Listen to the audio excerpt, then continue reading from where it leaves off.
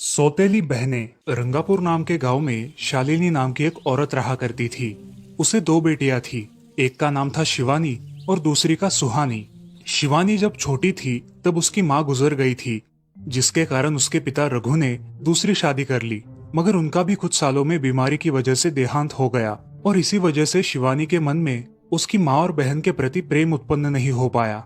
शिवानी और सुहानी में हमेशा झगड़ा हुआ करता था। दोनों भी बहनें एक दूसरे से कभी प्यार से बात नहीं करती थी। शालिनी ये सब देख बड़ी चिंता में रहा करती थी। ऐसे ही एक दिन शिवानी सुहानी, चलो आ जाओ, खाना खा लो। हाँ माँ आई। हाँ माँ, मैं भी आई।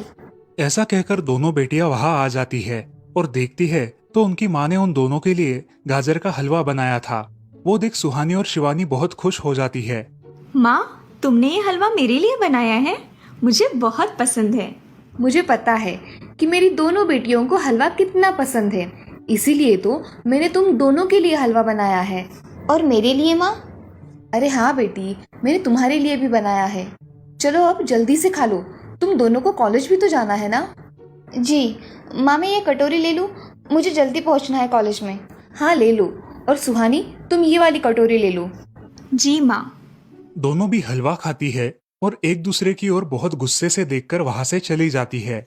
वो दोनों भी कॉलेज में एक साथ पढ़ा करती थी। फर्क सिर्फ इतना था कि शिवानी 3rd ईयर में थी और सुहानी 1st ईयर में। उन दोनों में 2 साल का अंतर था। फिर भी दोनों में हमेशा नोकझोंक हुआ करती थी, जैसे कि वो दोनों एक दूसरे की दुश्मन हो। ऐसे ही एक दिन दीदी, मेरे कॉलेज की ट्रिप जाने वाली है। तुम्हारी भी ट्रिप जाने वाली है क्या? हाँ, मेरी भी जाने वाली है, मगर मेरा जाने का मन नहीं है। क्यों दीदी? क्योंकि वहाँ पे तुम हो। मुझे भी कोई शौक नहीं है तुम्हारे साथ आने का। मैंने ऐसे ही पूछ लिया। मैं जा रही हूँ। शिवानी और सुहानी एक दूसरे की ओर मुंह फेर कर वहां से चली जाती है। अगले दिन दोनों भी कॉलेज में जाती है। तब उनके टीचर उनसे पूछते हैं, शिवानी, तुम कॉलेज की ट्रिप में आने वाली हो? जी सर, मैं आने वाली हूँ। ठीक है, मैं तुम्हारा नाम लिखवा देता हूँ। जी सर। ऐसा बोलकर टीचर ट्रिप के लिए जाने वाले विद्यार्थियों की लिस्ट बना लेते हैं। घर आकर शिवानी और सुहानी ये बातें अपनी माँ को बताती है। सुहानी, शिवानी, तुम दोनों ट्रिप के लिए जा रही हो, मगर वहां जाके झगड़ा मत करना, नहीं तो ट्रिप पे जाने की कोई ज़रूरत नहीं है। नहीं माँ, हम झगड़ा नहीं करेंगे। हाँ माँ, हम झगड़ा नहीं करेंगे। तो फिर ठीक है, तुम दोनों जाओ। ये लो ट्रिप के लिए पैसे, और बाकी के ये तुम्हारे पास ही रखना। माँ, हम कल जाएंगे और 2 दिन के बाद वापस आएंगे। ठीक है, चलो अब सो जाते हैं, कल तुम दोनों को निकलना है। अब वो सब खाना खाकर सो जाती है। अगले ही दिन सुबह उठकर वो दोनों भी अपने अपने बस में बैठकर ट्रिप के लिए निकल जाती है और इधर शालिनी अपने काम में व्यस्त हो जाती है। ऐसे ही कुछ देर बाद शालिनी को शिवानी का फोन आता है। माँ, हम दोनों यहाँ ट्रिप की जगह पहुँच गए हैं। अच्छा बेटी, तुम दोनों ठीक हो ना? हाँ माँ, मैं रखती हूँ, हमें यहाँ अलग अलग स्पॉट देखने जाना है। ठीक है, और जब वक्त मिले तो फ़ोन कर देना। हाँ माँ, अपना और सुहानी का ख्याल रखना। हाँ माँ। फोन रखने के बाद शिवानी और उसके क्लास के सारे दोस्त वहाँ की एक जगह देखने जाते हैं। सुहानी भी उसके क्लास के साथ एक दूसरी जगह देखने निकल जाती है। सारे बच्चे एक साथ घूमकर वापस आते हैं। शिवानी सुहानी को ढूंढती है, मगर सुहानी उसे कहीं दिखाई नहीं देती। इसीलिए शिवानी को बड़ी चिंता होने लगती है। अरे, ये सुहानी कहाँ रह गई? इसका तो कुछ भी पता नहीं, कहाँ ढूंढूं इसे? तभी शिवानी को सुहानी दिखाई देती है और उसके जान में जान आ जाती है। सुहानी, कहाँ गई थी तुम? मुझे कितनी चिंता लग गई थी तुम्हारी। अरे, मैं यहाँ ही थी मेरी सहेलियों के साथ। मुझे कुछ नहीं हुआ। ऐसा बोलकर सुहानी वहाँ से चली जाती है।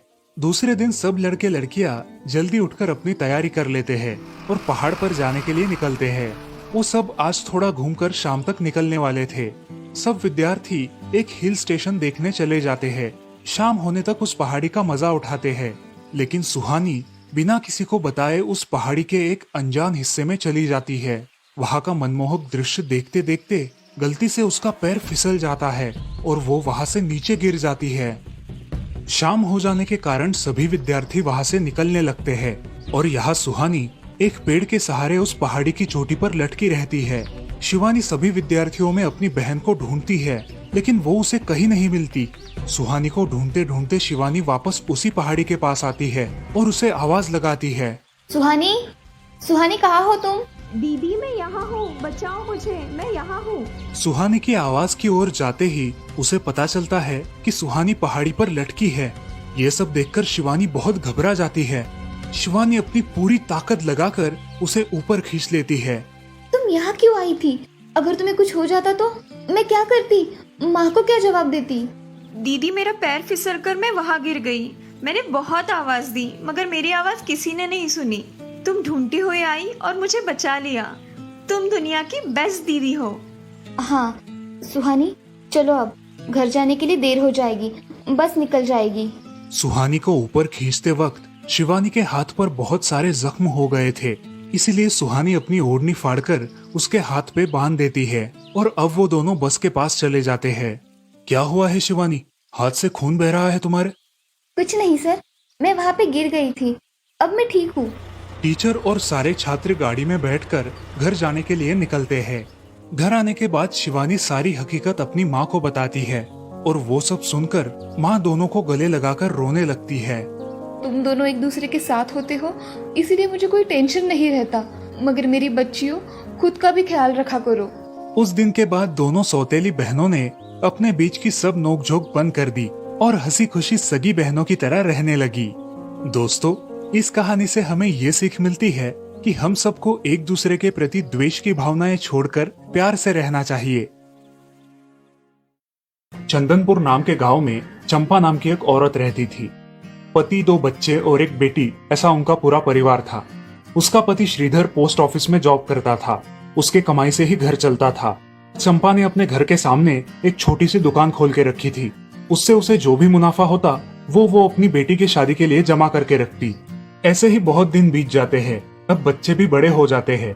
बड़ा बेटा अशोक डॉक्टर और छोटा बेटा रवि वकील बन जाता है और दोनों अपनी ट्रेनिंग पूरी करने लगते हैं। एक दिन उनकी बहन ज्योति के लिए एक अच्छा रिश्ता आता है और ज्योति की शादी पड़ोस के गांव के सरपंच जी के बेटे से हो जाती है। ज्योति बहुत ही कामचोर और गुस्सा करने वाली होती है। इसी कारण उसके ससुराल से उसे निकाल दिया जाता है। वो अपने पति को लेकर अपने मायके रहने आती है।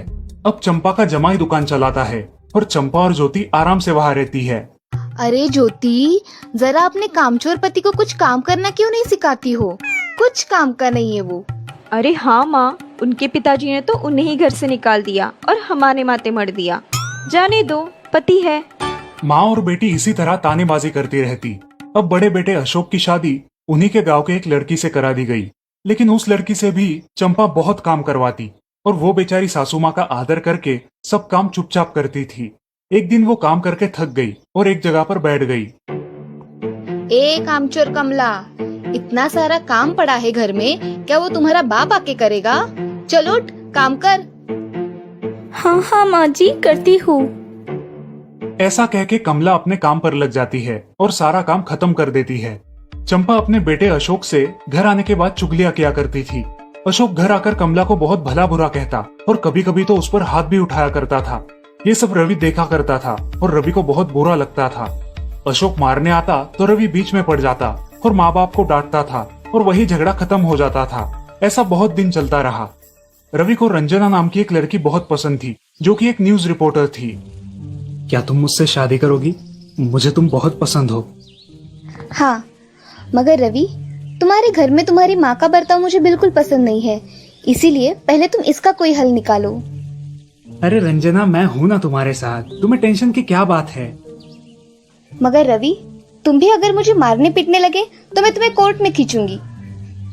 अरे हाँ बिल्कुल, वो तो तुम्हारा अधिकार है। अगले दिन रवि अपने घर में रंजना के बारे में बताता है। रवि की माँ चंपा उसे साफ मना कर देती है। रवि, तुम्हें कुछ समझ आता है या नहीं? अपनी बिरादरी की लड़की से शादी करो बेटा। इस घर में ये आखिरी शादी है और मेरे भी कुछ अरमान है बेटा। अजय, आप कुछ कहते क्यों नहीं? हाँ बेटा, तुम्हारी माँ सही कह रही है, तुम इसकी बात मान जाओ बेटा। नहीं पापा, मैं शादी करूंगा तो सिर्फ रंजना से, वरना मैं शादी नहीं करूंगा। सब चुप हो जाते हैं। अगले दिन रवि मंदिर से शादी करके घर आता है। सब अचरज से रवि की ओर देखते हैं और चुपचाप अपने कमरे में चले जाते हैं। कमला उन दोनों का स्वागत करती है और वो दोनों अपने कमरे में जाते हैं। कैसे लगा मेरा घर? अच्छा है, मगर सब मिलजुल के रहे तो और भी अच्छा होगा। रंजना, तुम्हें मेरी माँ को सबक सिखाना होगा, तभी घर के सारे सदस्य ठीक हो जाएंगे। ठीक है रवि, जैसा तुम चाहो। अगले दिन रंजना अपने घर के मंदिर में पूजा करने जाती है। तभी रुको, मेरे भगवान के मंदिर में तुम मत आओ, जाओ यहाँ से। ये कहकर सास रंजना को वहां से भगा देती है और घर के किसी भी काम को करने से मना कर देती है। तब क्या माँ जी, आज से मैं इस घर की बहू हूँ। इस घर पे मेरा भी उतना ही अधिकार है जितना कि आपका। क्या बोल क्या रही हो? निकल जाओ मेरे घर से। खबरदार अगर हाथ भी लगाया तो। पता है ना, मैं न्यूज रिपोर्टर हूँ। रातों रात खबर छाप दूंगी और कोर्ट के चक्कर लगेंगे वो अलग, समझिए आप। सास चुपचाप देखने लगी और उसकी बेटी और ससुर भी देखते ही रह गए। रंजना ने कमला से कहा, दीदी, मुझे आपसे काम है, आप मेरे कमरे में आइए। और हाँ, आज से खाना ज्योति दीदी आप बनाएंगी। अरे माँ, तुम कुछ बोल क्यों नहीं रही हो? ये मुझे काम करने को बोल रही है। अजी सुनते हो? चलो मेरी मदद करो। हाँ आता हूँ। ज्योति किचन का काम करने चली गई और सास बाहर का काम करने लगी। रंजना कमला को लेकर अपने कमरे में गई और उससे कहा, कमला दीदी, आप कुछ कहते क्यों नहीं? आप चुपचाप सह लेती हो, उसका ये नतीजा है। अब देखो दीदी कैसे काम कर रही है। आप कुछ काम करती थी क्या शादी के पहले? नहीं रंजना, मगर अब घर से ही अपना खुद का कुछ व्यवसाय शुरू करने का सोच रही हूँ। बहुत अच्छे दीदी, अब आप किसी से मत डरिए, हम हैं आपके साथ। सच में किसी के साथ होने का कितना महत्व होता है। अब उसकी सासू माँ ही घर के सारे काम करने लगी थी और ज्योति को काम करवाने की वजह से ज्योति भी अपने ससुराल जाने की सोच रही थी। अजी, यहाँ तो काम वाली से भी ज्यादा बुरी हालत हमारी हो गई है। चलो हम हमारे घर चलते हैं, सब है हमारे यहाँ। अरे रे, आप कहाँ चली? अभी भी काम बाकी है। ज्योति का पति रंजना से धन्यवाद कहता है और ज्योति को लेकर अपने घर चला जाता है। अब सासू माँ एक दिन पूरा काम करके इतना थक जाती है कि उसके बदन में बहुत दर्द होने लगता है। तब दोनों बहू सास के पास चली आती है और एक बहू सास के पैर दबाती है तो दूसरी बहू सर दबाती है। सासू माँ उठकर रोने लगती है। मुझे माफ कर दो मेरी बेटियों, अब से कभी ये गलती नहीं होगी। सास को उसके किए पर पछतावा होता है और ये देखकर घर के सभी सदस्य बहुत खुश हो जाते हैं। रवि और रंजना भी बहुत खुश होते हैं। वाह बहू, जो आज तक नहीं हुआ वो तुमने करके दिखाया। बहू हो तो ऐसी। रंजना अपने बर्ताव के बदले माफी मांगती है और अब सब लोग खुशी खुशी रहने लगते हैं। तो दोस्तों, इस कहानी से हमें ये सीख मिलती है कि हम सब मिलके परिवार बनता है और हम सब परिवार का महत्वपूर्ण अंग होते हैं। परिवार के काम मिल बांट कर करना ये हमारी वैयक्तिक जिम्मेदारी है।